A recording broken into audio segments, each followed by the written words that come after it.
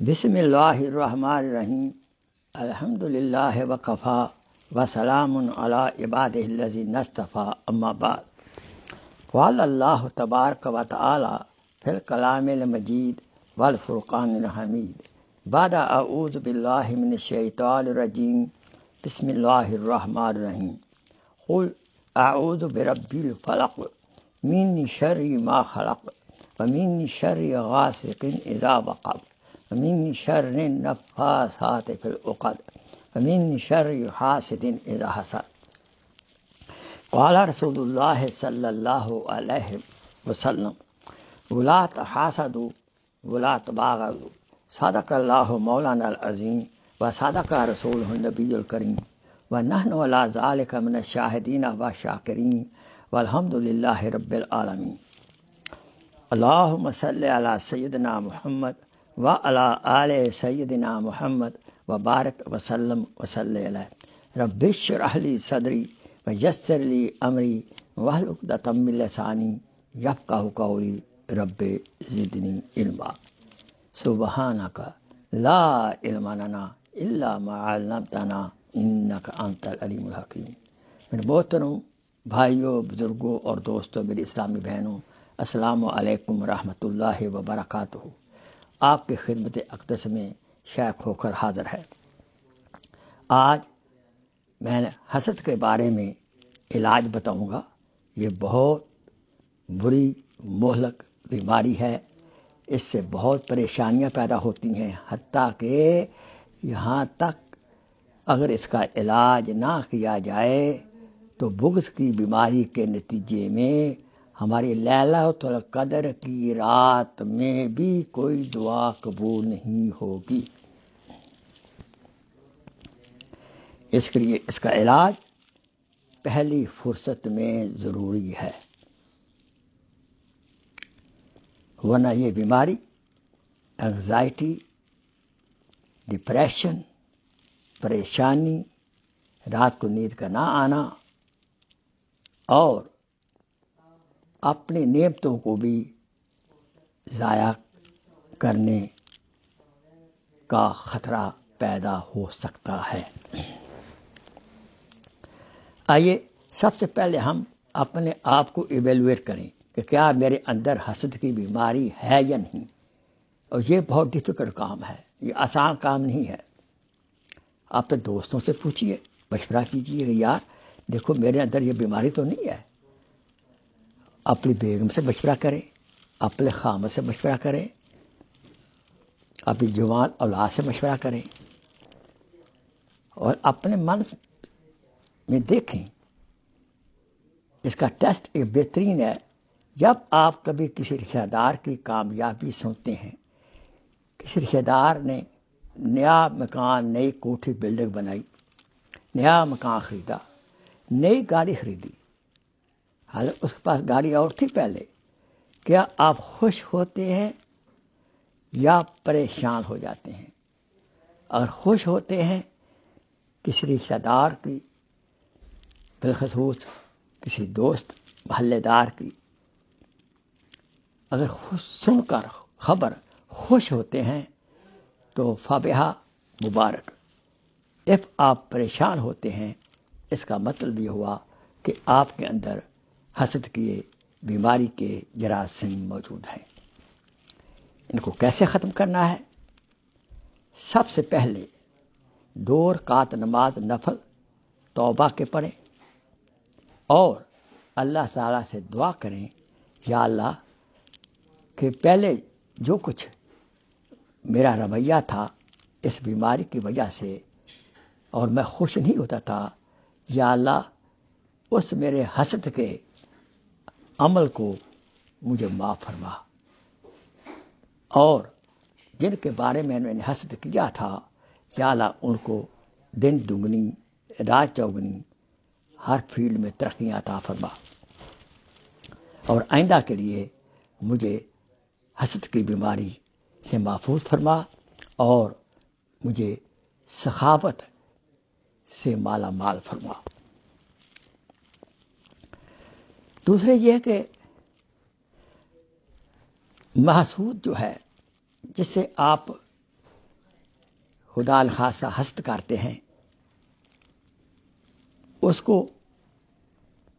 جب خوشخبری سنیں اس کو مبارکباد دیں، اس کو کوئی تحفہ بھیجیں، خاص کر عید کے موقع پر، ان کی شادی برسی کے پر، یا ان کی برتھ ڈے کے اوپر، یا کسی بہانے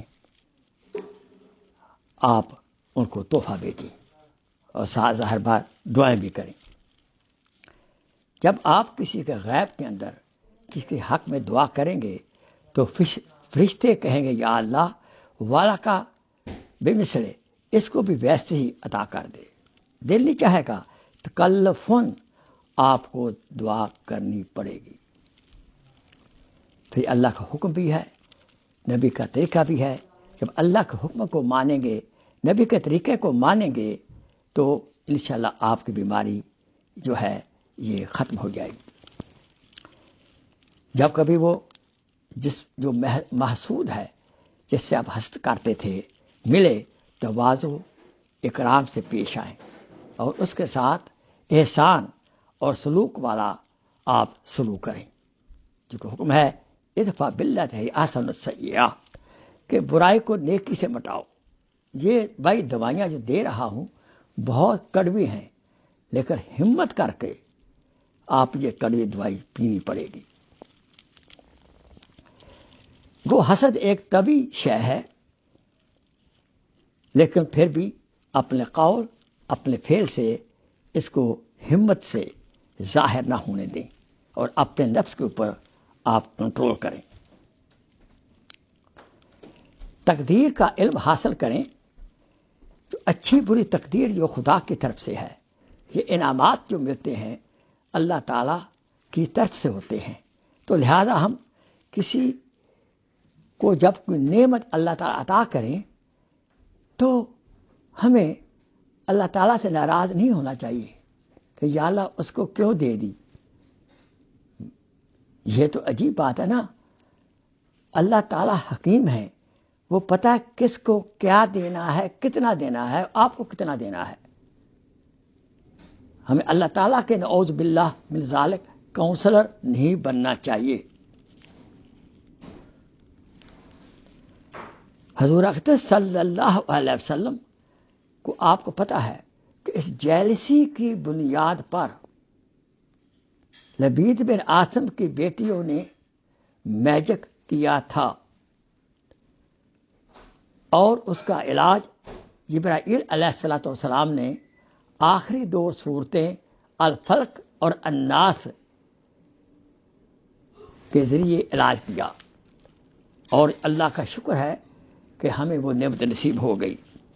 گو رسول اکرم صلی اللہ علیہ وسلم پر جادو کا اثر نہیں ہوا تھا، لیکن جادو کے اثر کا تجربہ کرایا گیا تھا، کیونکہ ذکر والا جو ہوتا ہے اس پر جادو کا اثر نہیں ہوتا۔ حضور سب سے بڑے کائنات میں ذاکر تھے، لیکن امت کی خاطر، امت کی تعلیم کی خاطر حضور کو جادو کے اثرات سے گزارا گیا اور علم دیا گیا جادو کا۔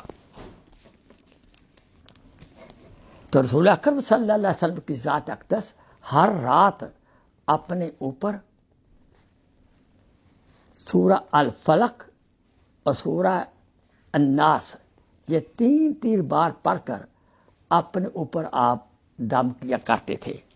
ہمیں چاہیے کہ ہم صبح اور شام ایک بار درود ابراہیمی، ایک بار سورہ فاتحہ، ایک بار آیت الکرسی اور 3 بار سورہ اخلاص اور 3 بار الفلق، 3 بار الناس یہ پڑھ کر صبح اور شام اپنے اوپر دم کریں، اپنے بچوں کے اوپر دم کریں، تو پھر انشاءاللہ آپ حسد، جنات اور یہ بری نظر سے آپ محفوظ رہیں گے انشاءاللہ۔ دیکھو ہمیں چاہیے اللہ تعالیٰ کی ذات کے ساتھ عشق پیدا کریں، انس پیدا کریں۔ جب انسان کسی عشق ہو جاتا ہے تو کسی غیر اللہ کو، غیر کو نہیں دیکھتا، وہ دوسروں کی پرواہ نہیں کرتا کس کو کیا ملا۔ ایک دفعہ حضرت ابو ہریرہ رضی اللہ تعالیٰ عنہ بیمار ہو گئے تو حضور اقدس صلی اللہ علیہ وسلم آپ کی تیمارداری کرنے آئے۔ حضرت ابو ہریرہ رضی اللہ تعالیٰ عنہ نے عرض کہ یا رسول اللہ مجھے رقیہ کر دیں، مجھے دم کر دیں۔ تو آپ نے یہ رقیہ کیا، آپ کو محسوس ہوا کہ اس کے اوپر حسد، ان پر حسد ہوا ہے، تو آپ نے یہ رقیہ کیا، سنیں غور سے اور آپ اس کو یاد کر لیں یا لکھ لیں۔ بسم اللہ ارقیکا واللہ یشفیکا من کل دائن فیکا من شر النفاسات فی العقد ومن شر کل حاسد اذا حسد۔ بسم اللہ ارقیکا واللہ یشفیکا من کل دائن فیکا من شر النفاسات فی العقد ومن شر کل حاسد اذا حسد۔ دوبارہ سنیں، بسم اللہ ارقیکا واللہ یشفیکا من کل دائن فیکا من شر النفاسات فی العقد ومن شر کل حاسد اذا حسد۔ اور دوسرے یہ ہے کہ آپ صبح اور شام، آپ سے گزارش ہے کہ منزل پڑھ کر اپنے پہ دم کریں، آپ پہ بھی بچوں پہ دم کریں، انشاءاللہ آپ جادو، نظر بد، حسد اور جنات سے آپ انشاءاللہ محفوظ رہیں گے۔ یہ روحانی، تمام روحانی اور جسمانی بیماریوں کے لیے تاثیر اعظم ہے۔ اپنا علاج کریں، اپنے پیاروں کا علاج کریں۔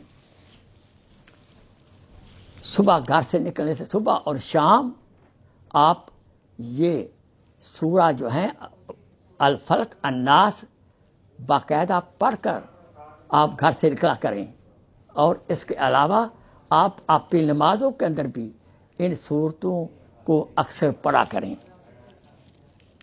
اس کے معنی یاد ہوں اور توجہ سے پڑھیں۔ اس سے پڑھنے کے لیے اگر وضو نہیں ہے تو وضو ہونا شرط نہیں ہے۔ یاد رہے ان کی ضرورت ہمیں کھانے پینے لباس سے بھی زیادہ ضروری ہے۔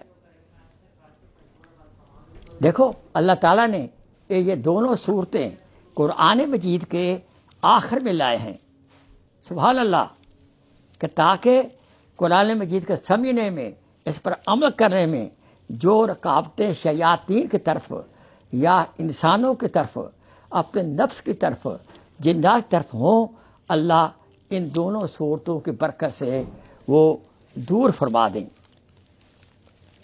یاد رہے سورہ الفلق میں روحانی بیماری کا ذکر ہے اور الناس میں اس کا علاج بھی فرمایا ہے کہ دونوں صورتوں میں ان کا علاج ہے۔ ابن قیم رحمۃ اللہ علیہ فرماتے ہیں کہ جب دونوں صورتوں سے رسول اکرم صلی اللہ علیہ وسلم مستغنی نہیں تھے، وہ ان کو ضرورت تھی، وہ باقاعدہ پڑھتے تھے، تو ہم کس بات کی مولی ہیں کہ ہمیں ان کی ضرورت نہیں ہے۔ ہمیں بھی ان کے شرور سے پناہ مانگنی چاہیے۔ اور یاد رہے پناہ کا مطلب کیا ہوتا ہے؟ پناہ کا مطلب یہ ہوتا ہے کہ یا اللہ مجھے جنات کے شر سے، لوگوں کے شر سے یا اللہ مجھے محفوظ فرما اور ان کے شر کو خیر میں بدل دے۔ لہذا آپ نے آپ کو ہم اللہ تعالیٰ کے سپرد کر دے ان صورتوں کے ذریعے۔ تو یاد رہے ان صورتوں کو اپنی زندگی کا آپ حصہ بنائیں کہ اللہ کا کتنا کرم ہے کہ اللہ تعالیٰ نے یہ دو صورتیں ہمیں عطا فرمائی ہیں جس سے ہم جنات سے اور لوگوں کے حسد سے ہم محفوظ رہ سکتے ہیں۔ ہم لوگوں کے ساتھ حسن سلوک، بالخصوص اپنے رشتہ داروں کے ساتھ حسن سلوک پیش آئیں۔ ادفع باللتی ہی احسن السیئۃ۔ ہمیں یہ دوائی بہت کڑوی ہے، یہ دوائی بہت کڑوی ہے، لیکن کڑوی دوائی پینے سے ہی انسان کو شفا ملتی ہے۔ آخر میں یہ عرض ہے، حسد کی آگ میں کیوں جل رہے ہو، حسد کی آگ میں کیوں جل رہے ہو، کفے افسوس کیوں مر رہے ہو، خدا کے فیصلوں سے ہو کیوں ناراض، جہنم کی طرف کیوں چل رہے ہو۔ حسد کی آگ میں کیوں جل رہے ہو، کفے افسوس کیوں مل رہے ہو، خدا کے فیصلوں سے ہو کیوں ناراض، جہنم کی طرف کیوں چل رہے ہو۔ یہ تو اللہ تعالیٰ کا فیصلہ ہے، کس کو کیا نوازنا ہے، کس کو کتنا دینا ہے اور کیسے دینا ہے۔ اگر ہم دوسرے کے حق میں دعا کریں گے تو فرشتے ہمارے حق میں دعا کریں گے، یار اس کو بھی عطا فرما دے۔ اللہ تعالیٰ ہمیں اس حسد جیسی نامراد بیماری سے محفوظ فرمائے۔ اللہ تعالیٰ ہمیں ہمارے بچوں کو جنات سے محفوظ فرمائے، بری نظر سے محفوظ فرمائے، جادو ٹونے سے محفوظ فرمائے۔ وآخر دعوانا ان الحمدللہ رب العالمین، سبحان ربک رب العزت عما یصفون، وسلام علی المرسلین، والحمدللہ رب العالمین۔ اللہم انا نعوذ بک من البرص والجنون والجذام ومن سیء الاسقام۔ اللہم انا نعوذ بک من البرص والجنون والجذام ومن سیء الاسقام۔ اللہم انا نعوذ بک من البرص والجنون والجذام ومن سیء الاسقام۔ وصلی اللہ تعالی علی خیر خلقہ سیدنا محمد وآلہ وصحبہ اجمعین۔ سبحان ربک رب العزت عما یصفون، وسلام علی المرسلین، والحمدللہ رب العالمین۔ آمین آمین۔